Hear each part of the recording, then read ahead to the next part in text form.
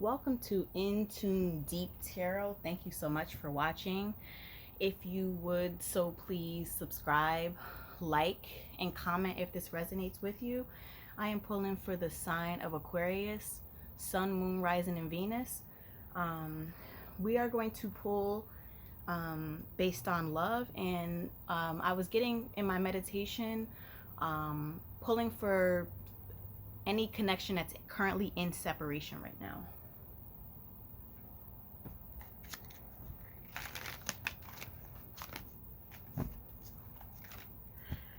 Aquarius, Sun, Moon, Rising, Venus, connection and separation.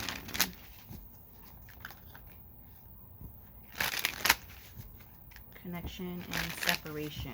Aquarius, Sun, Moon, Rising, Venus.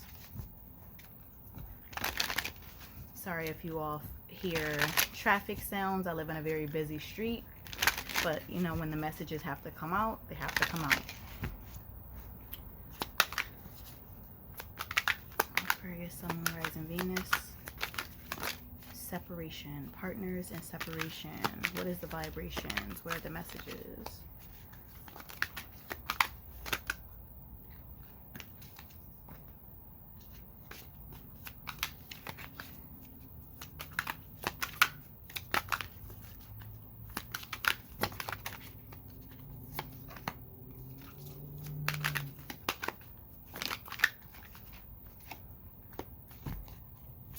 A lot of air energy. A lot of swords are popping out.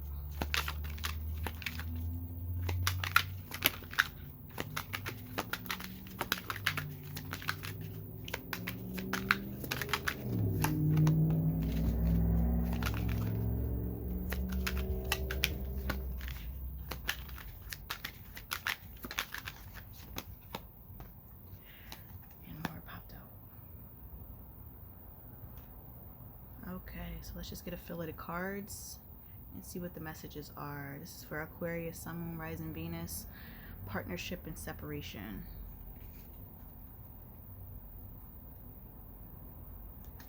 Bottom of the deck is the Hierophant.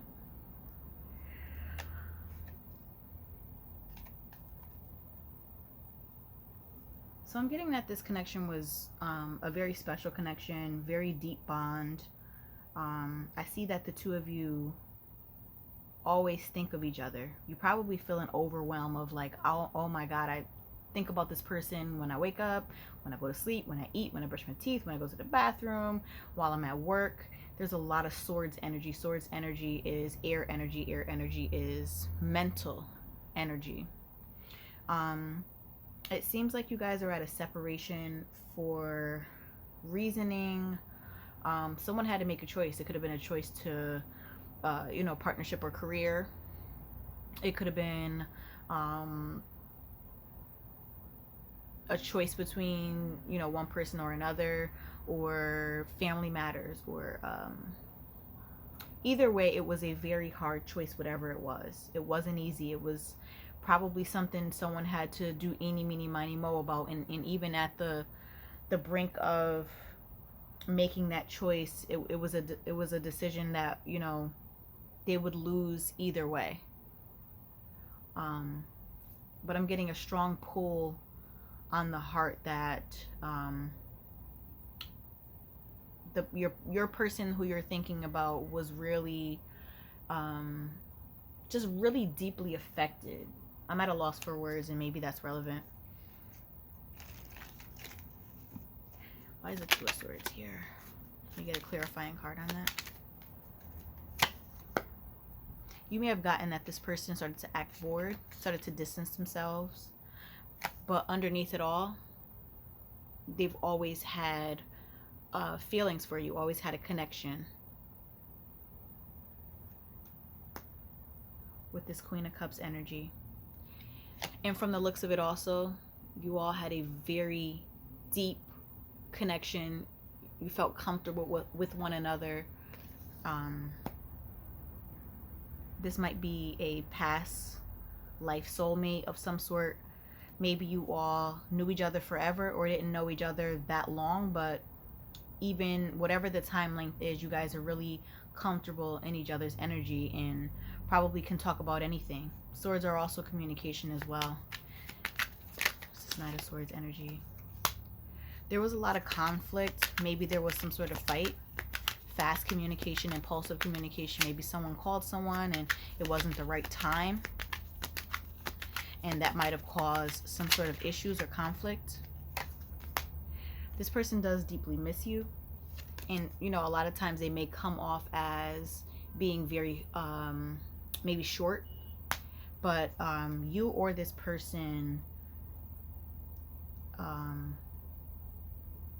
are really working through a lot of hard feelings. And those feelings come from having a lot of hurt and disappointment in the past. You two may have been extremely good friends, or your partnership is light. Like you all have like a great friendship, but all of a sudden it's looking like this person has turned cold, and then they made the decision to kind of split. And now you just feel like, you know, what the heck just happened?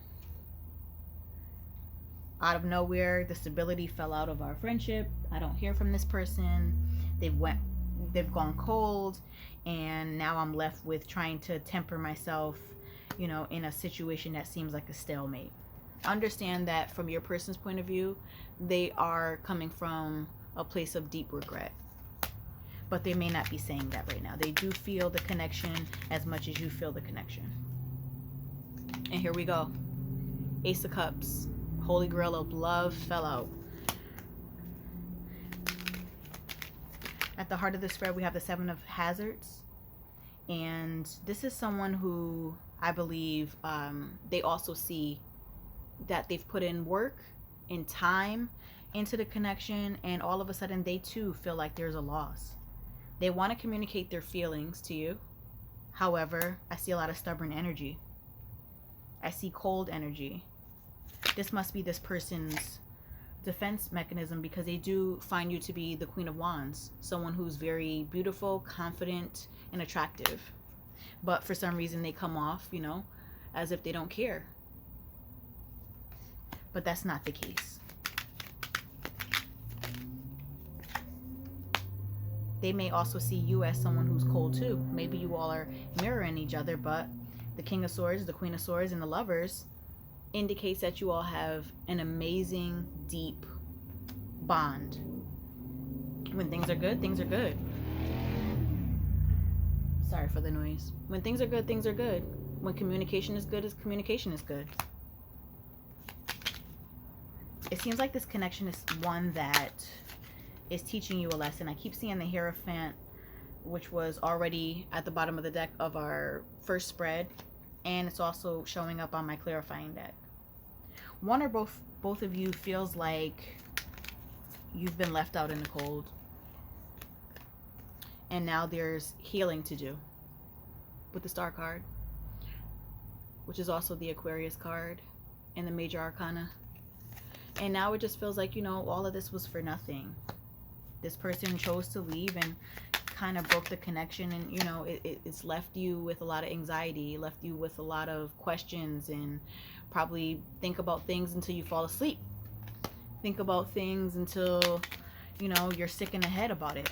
Aquas, Aquariuses, I am also an Aquarius, so hello fellow Aquas. I am someone with a really busy head. This is, you know, common for us Aquariuses and other air signs, Libra and Gemini as well. We think ourselves silly, and especially at night for some reason. I don't know what that's about, but so it seems like this connection is going to undergo some sort of transformation with the Death card. Death card meaning beginnings and ends. Something had to end for something to begin. Maybe this time right now is phasing out, you know, whatever this phase was, but, you know, this person chose to sabotage the friendship or relationship or situationship, whatever it's going through, and they seem very secretive right now because they kind of left without question, kind of left without anything, and it caused a severe tower moment in the connection in your life. It was kind of a devastation. You know, you guys were each other's happiness with the Sun card. These feelings were mutual. And to close out with this Temperance card, this was something also again that was mutual. The breakup, the separation, the no talking, the, you know, not responding to text was a heavy burden on this, and you all are seeking to kind of balance this out. Heavy, heavy energy. I all of a sudden have a headache. It's probably how some of you feel within a connection like this. It's no good when people go ghost or, you know, don't communicate their feelings, and that's truly what it feels like. This person feels the connection. This person feels like they love you and that you're all their need, but, you know, sometimes in connections like this, people run away from those feelings. People having deep feelings like that, they end up running for some reason. Life isn't always as black and white. Sometimes there's a gray area. A lot of people seem to run away from the real things. I'm sure there's some sort of old saying or something. I'm gonna pull a couple Island Time Wellness.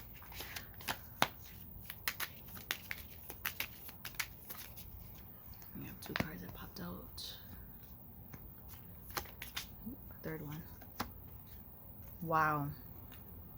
So right now I'm getting that this right here is the current energy. It says not enough. Frustrated in a relationship, lack of confidence, self-sabotage, fear, ego issues, and jealousy.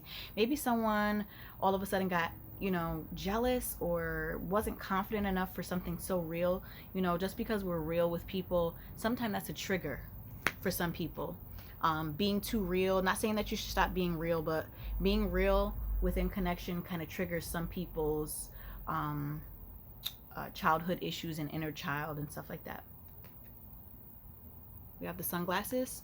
It says watching, looking, stalking, gaslighting, perception, focusing out.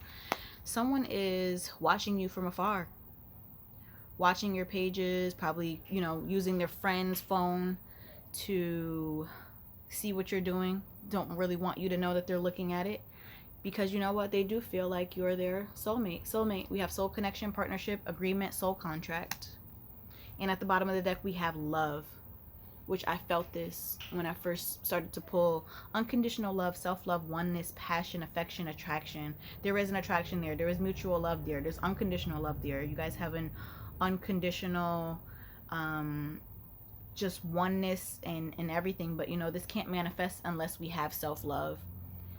In order to love someone else, we have to love ourselves. And that's a really, really big thing when it comes to love. And we're not really taught that, but as we get older and we become more spiritual, we do see that. We do see that self-love is the best love, and it's the first love we should know. Not all of us knew those things, but we're all walking each other home, they say. So I am going to pull an alchemy card. This is from the Wild Unknown alchemy deck, which is so beautiful. I did an unboxing. If you haven't saw it yet on my channel, go watch the unboxing of it. It's such a beautiful deck. It is so beautiful. And there's these hexagon, let me see if you can see it, these hexagon shaped cards, and it is such a deep book and concept. And, you know, Kim Krans, if you know who she is, if you haven't, like, look her up on her social media, her websites, and her artwork. She's just absolutely amazing. I'm gonna pull a card or two or whatever comes out.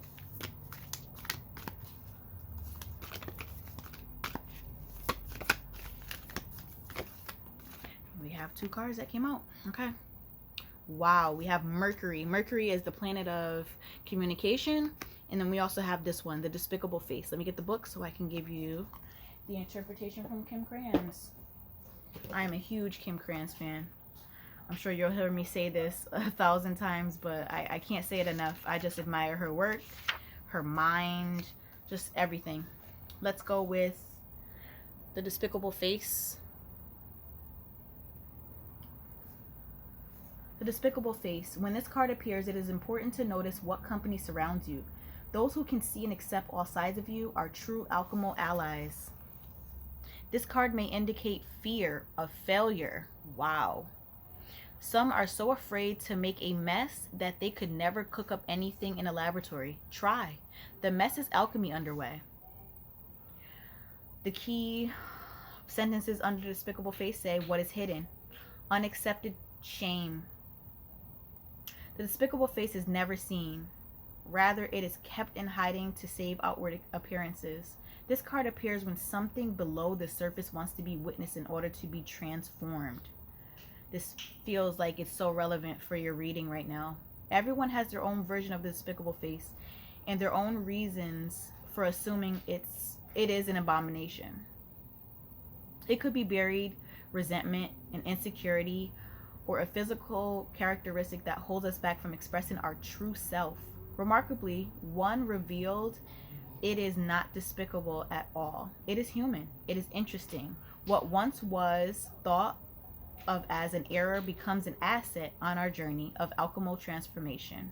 This card connects us to others and to humanity as a whole. Through acceptance, we lift the veil of perfection and claim our energy. Honesty and acceptance are the balm that heals the most tender of wounds. Go deeper. Watch the movie Edward Scissorhands. I love that movie.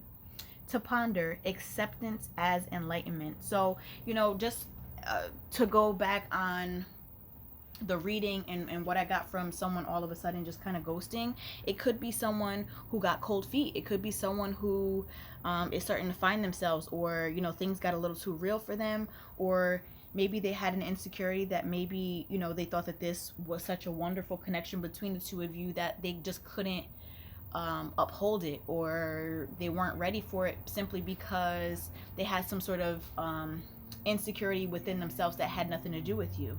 Sometimes a lot of us, when we're on our journey, we have great things that come into our lives, and it's simply scary for us. And a lot of times humans feel like good things aren't going to happen for me, and when good things do happen for them, they push it away because they don't feel deserving of it. So our next one, we have Mercury. Mercury is, again, the planet of communication. When Mercury goes retrograde, that's when, a lot of things get misconstrued, and our technology that connects us all gets all messed up. Oh, look at this beautiful card. Mercury.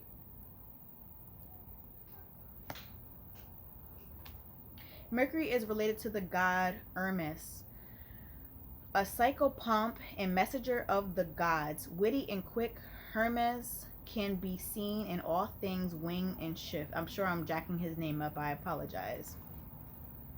Mercury reigns over all forms of communication. It is a particularly potent time for writing, learning, teaching. A pen is an excellent channel of Mercury's power. Signals, messages, tricks. In the realm of Mercury, anything is possible. The energy is transfixing and seductive, just like the metal itself. Since this planet rules commerce and communication, it is likely that there are deals, contracts, and calls being exchanged that will spin you into a world of mercurial wonder. Don't rush big decisions or get caught in mesmerizing energy. That might be really relevant too. Maybe if you felt some sort of connection with this person, it could just be that they could have felt like things were a little too rushy. And anything that's meant for us will come to us. Anything that nothing is ever lost. I really do believe that God will bring, or the universe, or whoever you believe or pray to, will bring us whatever is for us. Whatever is for us can never be lost. It will always come back, even if it does leave temporarily. Let me finish reading. Don't rush big decisions or get caught in the mesmerizing energy. Rather, pay particular attention to the precise words that are being spoken and written. There may be a trick underway, maybe not. No one is sure yet. It is said that the energy of Mercury is found in the pinky finger, and that its ally color is green. Enjoy your time in this emerald hall of mirrors. Just don't sign your name on a dotted line until what is liquid becomes solid. Until clear words are expressed with an honest tongue. Go deeper. Look up the statue Mercury and Psyche by Reynold Begas, 1857. To ponder the riddle with no answer.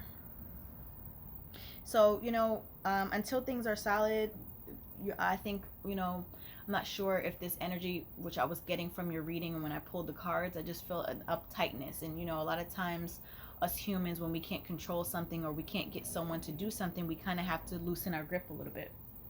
That may be very relevant for some of you. So, you know, keep things light, take things as they come. And in the meantime, in between time, just like I do during Mercury retrogrades, keep yourself busy and do something productive and tie up loose ends with things that, you know, unfinished projects that you've already tapped into but aren't quite finished yet. Never start anything new during those times. I'm getting a little off subject and maybe that's relevant, but tying up loose ends during Mercury retrograde is an amazing one. That's all I have for you today for Aquarius, Sun, Moon, Rising, and Venus. Don't forget to like, share, subscribe, and comment. I appreciate your time. Thank you so much for watching.